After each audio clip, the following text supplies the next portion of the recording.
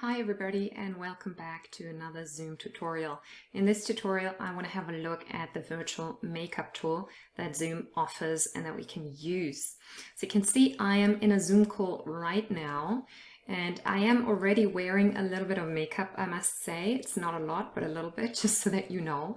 But I'm going to go out of it now and I have already my Zoom app open here on my desktop. So let's go to the settings, okay? So click on your name here, go to settings, and then you can see all these different options popping up. I'm going to go all the way down again to background and filters.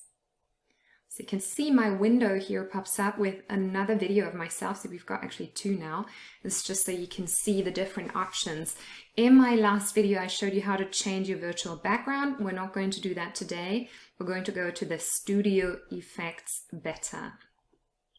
There we go. Okay, so first of all, you should know that there is a little option here. It says apply to all future meetings. So if that is checked, just remember that anything you play around with here now will be added to your face in all the previous meetings. So if you don't want that, just make sure you uncheck that box. I'm going to leave it now, okay?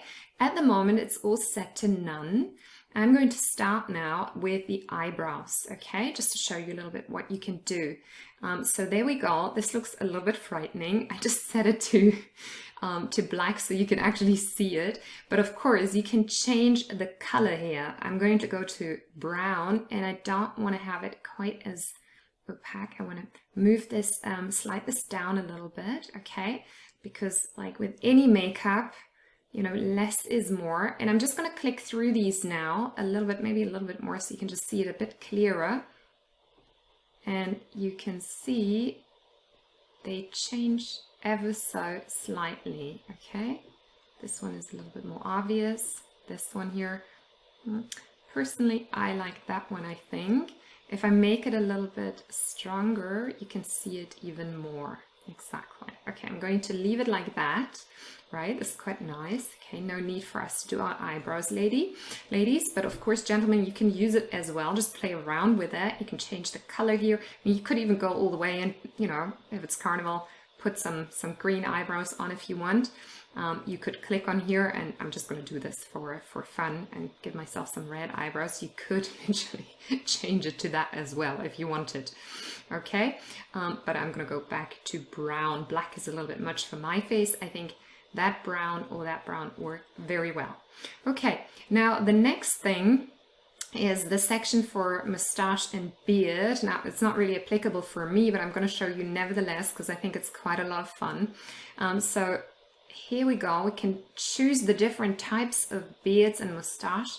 And again, you can, of course, change the different colors. So this looks quite funny on me. I can make it even more opaque and you can see it better. So we're just going to leave it here now. I don't think this looks good on me at all, but it's quite funny. Then there we go. These are the different, this makes me, that's maybe how I would look if I were a man, right? You can have all these different types of moustache and beard styles, okay? This makes me look very, I don't know, 1950s, 60s. This one here, this one, no, horrible. Anyway, I'm gonna go for this one here. And again, of course, you can change the color, all right? If you wanna go all funky for carnival, give yourself a beard.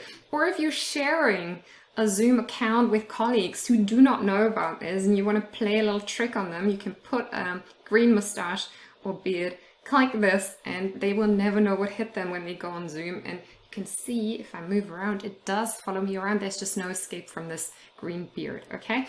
But I'm going to click on none again now, even though it looked quite funny, I think.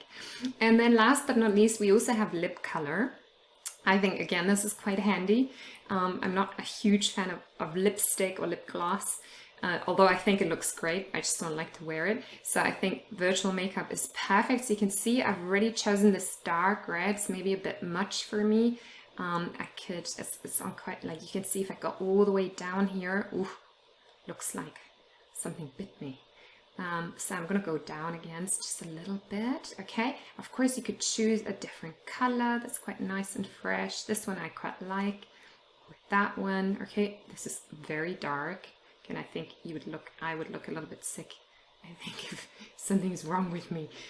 These brighter tones here can look a little bit strange if you go for too light a color, and I'm going to show you the same here with the eyebrows. Actually, you don't realize it on the small screen, but if I make it big, you could see it doesn't look very real, I think.